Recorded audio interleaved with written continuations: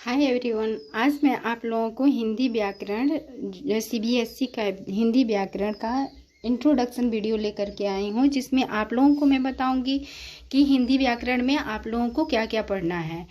हिंदी व्याकरण में क्लास 11 और 12 दोनों क्लासेस में एक ही पुस्तक पढ़नी होगी, जिसका नाम है अभिव्यक्ति और माध्यम। अभिव्यक्ति और माध्यम नाम से ये आपका बुक होगा, जिसमें कि पूरा सिलेबस आप लोगों का 11 और 12 के लिए होगा। कुछ चैप्टर आप लोगों को बस 11 में पढ़ना होगा और कुछ चैप्टर आप लोगों को 12 में पढ़ना होगा। आज हम लोग इसमें बस ये देखेंगे कि कौन कौन सा चैप्टर आपको 11 में पढ़ना है और कौन कौन सा चैप्टर आप लोगों को 12 में पढ़ना है। कुल टोटल आप लोगों का 16 चैप्टर है, जिस 16 चैप्टर में आप लोगों को 9 चैप्टर 12 में पढ़ना है और 6 चैप्टर जो 7 बच रहा है वो आप लोगों को 11 में पढ़ना है। 12 में जो चैप्टर पढ़ने वाले 11 में जो चैप्टर पढ़ना है उसमें है पहला जनसंचार और माध्यम। जनसंचार और माध्यम में सबसे पहले हम लोग पढ़ेंगे संचार के बारे में। संचार के बारे में बताते हुए यह देखेंगे कि कैसे समाचार पत्रों का विकास हुआ और किस तरह से रेडियो का विकास हुआ और किस तरह से इंटरनेट तक हम लोग पहुँचे, इसके बारे में हम लोग अध्ययन करेंगे। और सेकेंड चैप्टर आप लोगों का है पत्रकारिता के विविध आयाम। इसमें पत्रकारिता किन किन आयामों से होकर के गुजरती है उसके बारे में हम लोग देखेंगे। पत्रकारिता जो होती है, पत्रकारिता किन किन माध्यमों से, किन किन स्टेप से होकर के एक पत्रकार हमारे सामने अपने न्यूज़ को रखता है, न्यूज़ कैसे दिखाई जाती है, उसके बारे में हम लोग इस चैप्टर में अध्ययन करेंगे। तो फर्स्ट चैप्टर भी हम लोगों को 11 में पढ़ना है और सेकेंड चैप्टर भी हम लोग को 11 में पढ़ना है।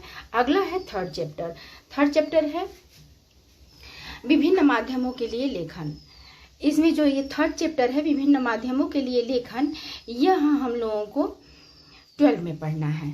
इसमें विभिन्न माध्यम जो है, जिन माध्यमों के लिए से हम लोग समाचार प्रस्तुत करते हैं, उन माध्यम जैसे समाचार पत्र हुआ, रेडियो हुआ, टेलीविज़न हुआ, जनसंचार में आज जो इस समय में जो नेटवर्किंग चल रही है, तो इंटरनेट के माध्यम से जो समाचार दिया जाता है उसके बारे में हम लोग गहन अध्ययन करेंगे इस थर्ड चैप्टर में, जो कि हमें 12 में पढ़ना है। फिर फोर्थ चैप्टर है पत्रकारीय लेखन के विभिन्न रूप और लेखन प्रक्रिया।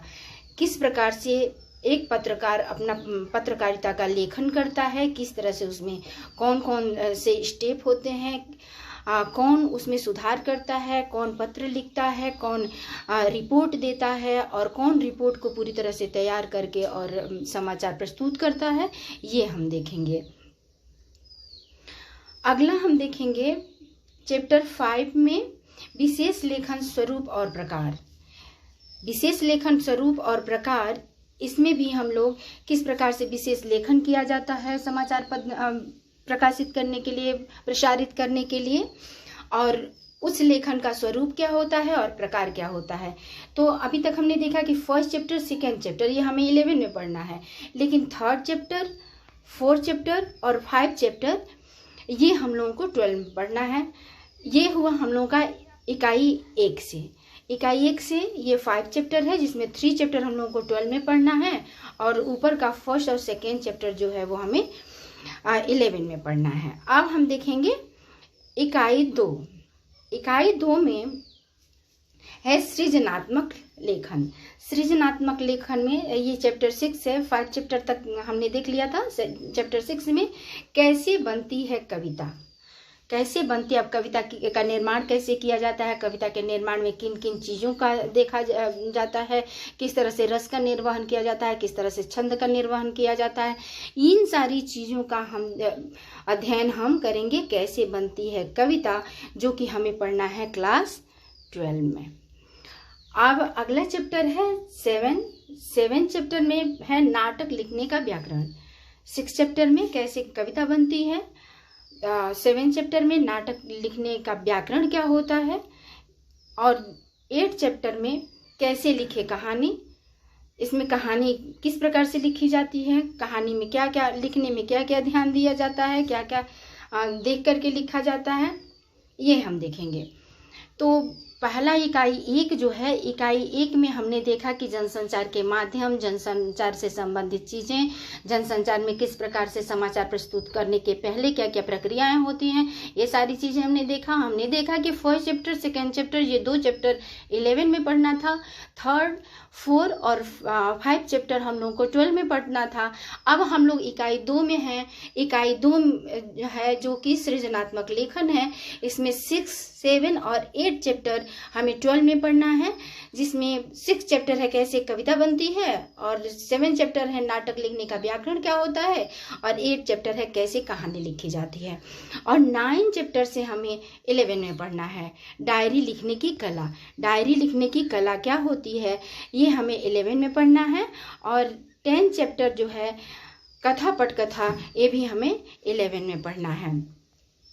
अब आगे हम देखेंगे 11 चैप्टर 11 भी हमें 12 में पढ़ना है। कैसे करे कहानी का नाट्य रूपांतरण, ये कैसे करे कहानी का नाट्य रूपांतरण जो है, यह भी 12 में पढ़ना है हमें।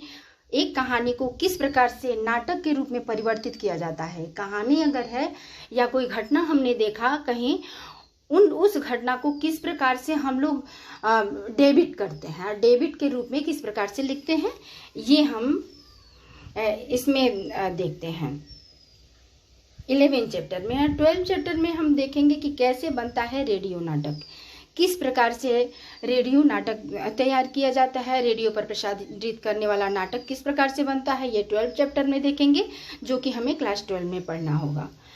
अब ये 13 चैप्टर नए और अप्रत्याशित विषय पर लेखन। कोई अप्रत्याशित विषय जो कि हमारे सामने अचानक ही आ जाता है, उन विषय पर अगर लेखन हमें करना हो, कोई भी सब्जेक्ट हो जिस पर हमें जैसे संवाद लिखना हो किसी चीज़ पर, या फिर हमें किसी के पत्र पर टिप्पणी लिखनी हो वगैरह, कोई भी चीज़ें ऐसी हैं जो कि अप्रत्याशित रूप से हमारे सामने आता, कोई पत्र लिख करके भेजता है, उस पर हमें टिप्पणी लिख करके भेजना है, तो ये टिप्पणी कैसे हम लिखें, किसी का व्याख्या करके किसी भी चीज़ पर विस्तार से अपने विचारात्मक लेख लिखना हो तो वो किस तरह से लिखें, ये हम 13 चैप्टर में देखेंगे। तो ये 11, 12 और 13 ये भी चैप्टर हम 12 में पढ़ेंगे। तो हमने देखा कि 3, 4, 5, 6, 7, 8 और 11, 12 और 13 ये 9 चैप्टर हम लोग 12 में पढ़ेंगे। 9 चैप्टर हम लोग 12 में पढ़ेंगे। और आगे जो इकाई 3 है, इकाई 3 में व्यवहारिक लेखन है। इस व्यवहारिक लेखन में 3 चैप्टर है। ये तीनों चैप्टर हमें क्लास 11 में ही पढ़ने हैं। ये तीनों चैप्टर हमें क्लास 11 में ही पढ़ने हैं। पहला चैप्टर है कार्यालयी लेखन और प्रक्रिया। दूसरा चैप्टर है स्ववृत्त लेखन और रोजगार संबंधी आवेदन पत्र। किस प्रकार से हम लिखते हैं, किस प्रकार से किसी रोजगार को प्राप्त करने के लिए हम आवेदन पत्र लिखते हैं, या किस प्रकार से अगर हमें लीव लेना है तो उसके लिए आवेदन पत्र लिखते हैं। तो ये सारी चीज़ें हम 15 चैप्टर में देखेंगे। फिर ये भी जो हमें क्लास 11 में पढ़ना है, शब्दकोश, संदर्भ ग्रंथों का उपयोगी विधि और परिचय, ये 3 परिशिष्टों में हमें पढ़ना है। 3 परिशिष्ट है, फर्स्ट, सेकेंड और थर्ड, इन 3 परिशिष्टों में हमें पढ़ना है। तो हमने देखा, आज हमने सिलेबस देखा। हमारे व्याकरण के पुस्तक का नाम है, फिर मैं बता दूं, अभिव्यक्ति और माध्यम। काफ़ी बच्चों को ये कन्फ्यूजन रहता है कि हमारे हिंदी व्याकरण का पता ही नहीं है कि हिंदी व्याकरण में कौन सा बुक हमें पढ़ना है, कौन सा बुक हमें 11 में पढ़ना है, कौन सा बुक हमें 12 में पढ़ना है। तो आप लोगों को मैं बता दूं कि 11 और 12 दोनों में एक ही बुक पढ़ना है। अभिव्यक्ति और माध्यम नाम से वह बुक है, और यह बुक, इसी में आप लोगों का पूरा सिलेबस है। 11 और 12 दोनों का सिलेबस है। 11 में आप लोगों को 7 चैप्टर पढ़ना है और 12 में आप लोगों को 9 चैप्टर पढ़ना है, जो कि इसमें पूरा विस्तृत दिया हुआ है। जब आप लोग बुक लेंगे तो उसमें देखिएगा कि उसमें पूरा दिया हुआ है। नहीं बुक लेते हैं तो मेरे चैनल पे हमेशा बने रहिए। मैं लगातार आप लोगों को वीडियो डालती रहूँगी, प्रत्येक चैप्टर का वीडियो डालूंगी, और आप लोगों का ऑब्जेक्टिव क्वेश्चन का आंसर भी मैं उसके लिए भी वीडियो अलग से बनाऊंगी, और उसमें भी ऑब्जेक्टिव क्वेश्चन के जो भी इंपॉर्टेंट क्वेश्चन होंगे जो कि आप लोगों के बोर्ड में, 12 वालों के बोर्ड में पूछेगा, वो ऑब्जेक्टिव क्वेश्चन का भी मैं डिस्कस करूँगी, उस पर भी वीडियो बनाऊँगी, वो आप लोग बढ़िया से देखिएगा।